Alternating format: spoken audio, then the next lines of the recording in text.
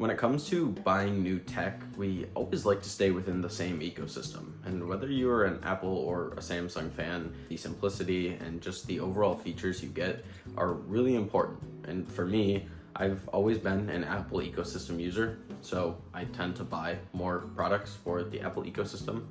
And it is just my favorite ecosystem ever. The simplicity, just everything about the Apple ecosystem, it only gets better as you add more devices to it. And while your bank account might be crying a little bit every time you buy a new device, it is so easy to use, from AirPods to file transfers to your own freaking clipboard transferring between devices. It is truly one of the best ecosystems in the world. At the heart of almost every ecosystem is the phone, and for me in the Apple ecosystem that I own the iPhone 16 Pro Max. I picked this up back in September when I upgraded from my previous 12 Pro Max, and I couldn't have been happier. While the camera button is not a crazy feature, and all the features that were upgraded from the 15 Pro Max to the 16 Pro Max weren't insane, I have loved using this phone every single day. When it comes to the ecosystem, being able to use things like my AirPods, transfer files, copy text, control my smart home around me, it is a great phone. The phone itself is the base model 256 gig phone, and it is really put in a lot of work. I use my phone to film every single YouTube video. The quality is amazing. The power of the phone is incredible. Shooting in 4K log is awesome, and I just love the overall feel of the phone. Now, I do have a moffed case on the phone because it was a little slippery to hold on to, and sometimes I just really didn't feel safe holding onto the phone. And while it is a beautiful titanium and I hate to cover it up, I think the case does add a nice aesthetic. I love the feel of the buttons on top of that, but the phone itself is truly beautiful. The screen is incredible. I love the OLED. I love the Pro Motion display. It is really just a nice touch. Now, I do use this phone every single day, and the battery life is incredible. I can go all day without hardly having to charge my phone at all. Unless I'm filming, battery life is insane. Now, filming obviously takes up a lot of battery, especially filming in something like 4K 60, for example. The phone is just superior to pretty much everything. Now, I know that some people will argue that Samsung phones are able to do more, but you don't always want to do more. I love this iPhone because the iPhone and iOS are very simplistic.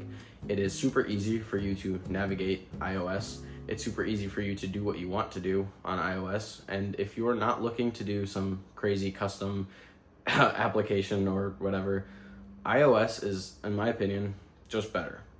iOS, macOS, all of the Apple operating systems work so well together that I just love it so much more than other operating systems in other phones.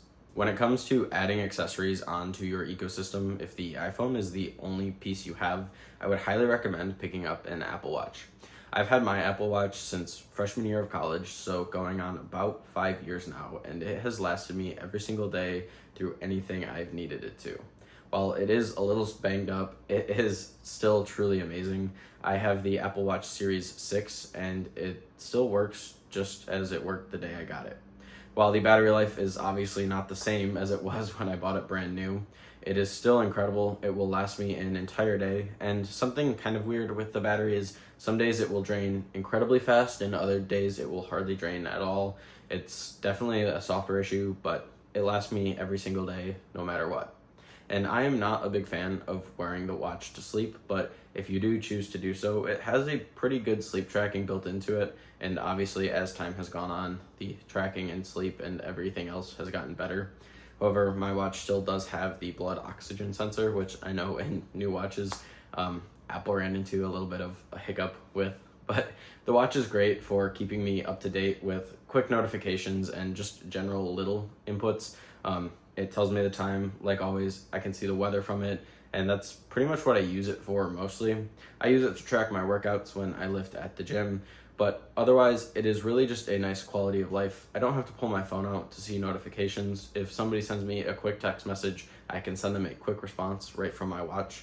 And while having a smartwatch might not be for everybody, in terms of the ecosystem, this is definitely something that increases your efficiency and saves you time. It saves you a lot of time as your day goes on, as your life goes on. You'll notice that the small amount of time that it takes to pull out your phone you'll save, and it kind of saves your mind a little bit of extra effort too. When it comes to tech essentials in an ecosystem, obviously the phone and something like a watch are super important. I carry those with me everywhere I go. If my phone's not sitting in my pocket, it's probably sitting on my desk or sitting on my couch when I'm on my couch. My watch stays on my wrist from the moment I wake up to the moment I go to bed. Something else that stays with me all day long are these. The AirPod Pro Gen 1s. Now, the Gen 1s obviously had a lot of issues. These actually have issues with the noise cancellation and transparency. However, using the AirPods just as they are, as just normal headphones, are still great. The sound quality is awesome, and this is probably the next piece of the ecosystem that will get upgraded. I'd like to wait until the AirPod Pro 3s come out because the AirPod Pro 2s have been out for a long time now in comparison. So this is honestly just something you can't live without. Being able to listen to music if you're in a busy environment or just play something that allows you to lock in and focus on what you're doing is super convenient. Plus, if you're out for a walk, if you're at the gym, if you're pretty much doing anything, having these in is great. Taking a phone call on them is a lot better than taking a phone call with your phone. You can keep your phone in your pocket, you have your AirPods in, life is good. You can keep going and have both of your hands free.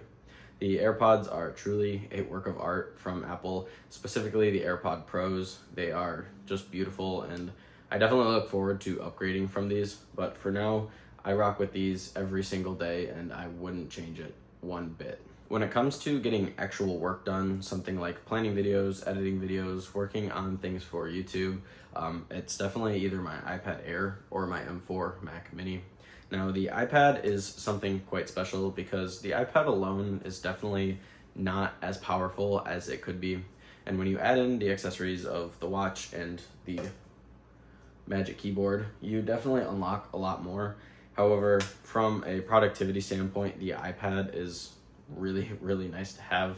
I love the power of the M1 chip. The M1 chip is stupid powerful still, and you should really consider buying an older gen iPad if you don't want to spend all of the money on a new one.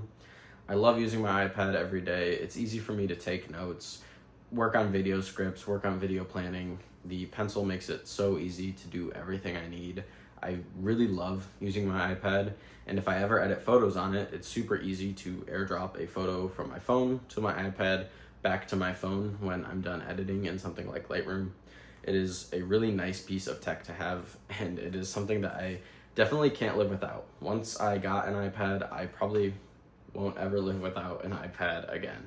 Now, the newest addition to my ecosystem is the M4 Mac Mini, and I have really enjoyed using it. I've never really been a macOS fan, but here I am enjoying using macOS, using M4, and it has really surprised me with just how beautiful it is.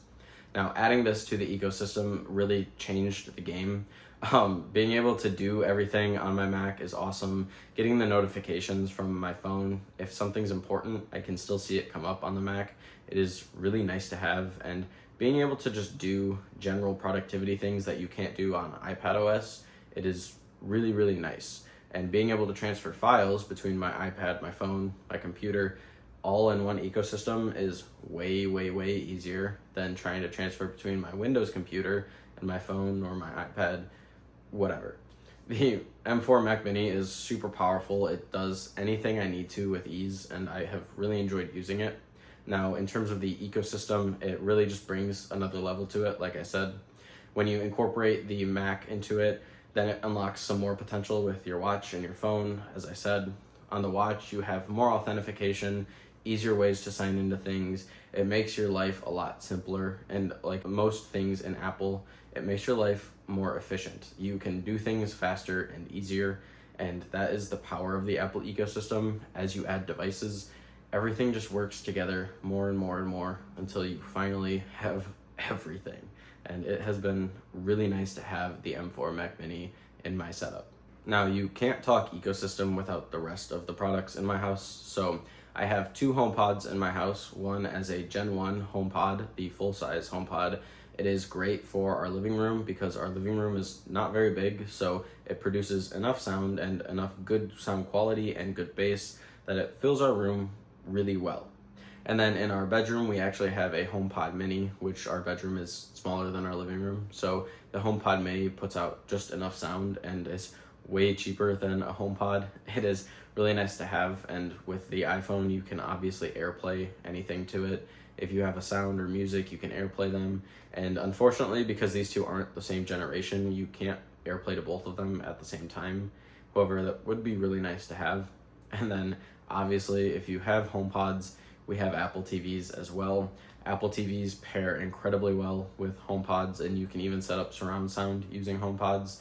It is really cool, and it's a really cool feature, and it's a reason that I plan on buying more HomePod minis in the future to create surround sound in at least a couple rooms. We'll be moving here in the short future, so that might be part of a home upgrade, if you will.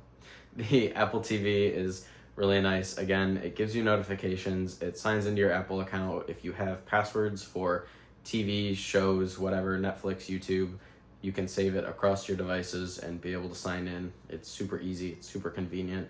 Way better than using your normal smart screen or your smart TV OS, for instance, and having to sign in every time it signs you out. It's really nice to have. And having an iPhone with the Apple TV, you can use your phone as a TV remote, and you can use your phone to control the volume of the HomePods while you're watching TV. So again, all meshes together and works seamlessly. It's beautiful. One problem I do have, which I'm not sure if it's a software problem or if it's a user problem, but my HomePod sometimes when watching something like Yellowstone will disconnect from the Apple TV when it switches between episodes. And it's really frustrating because you just have to keep switching and repairing to it. Like I said, that could just be a user error, but it's something that should probably get fixed, and maybe it's because it's an older model HomePod. That could be the reason. We don't really watch TV in our room. We just have it in here in case we want to watch a movie or something. But the HomePod, the Apple TV, those are two parts of my home, like essentials, basically, with the ecosystem that you just really can't live without. Overall, the Apple ecosystem is, like I said, it is probably my favorite ecosystem of all the smart home ecosystems, smartphone, whatever brand you can think of. I think Apple really takes the cake on that one. While it is a very high price to enter between buying an iPhone and then adding everything to it, it is not cheap by any means, but if you build it up slowly over time, it is a really nice ecosystem to have. If you can buy a phone and then save for a little while and eventually get a watch, and then you can eventually get AirPods, it will just make everything better and better as you keep building your little bricks onto your ecosystem, and you'll appreciate it when you finally get there. I know for me, it's taken me a very long time to build up this ecosystem, and I really couldn't do it without my girlfriend, who actually brought her Apple TVs and her HomePods. Our main HomePod was actually part of the models that were really prone to breaking, and I was able to fix it and repair it. But if you are buying straight up Apple devices and adding them to your ecosystem, it takes a really long time, and don't be worried if it takes you time. It will be worth it in the end, and while your products might be a couple of years old, I promise you, you're probably not missing out on any big features that you think you are. Let me know what devices you have in your Apple ecosystem, or maybe devices you're considering adding to your ecosystem. And let me know if you prefer another ecosystem and why. I'm actually really curious about it. I've never really been in any other ecosystem, so I have friends who say Samsung is better, the Galaxy Buds, whatever, but I've never experienced it. So leave your thoughts and comments down below. Thank you so much for watching. As always, leave a like and subscribe, and I'll catch you in the next one.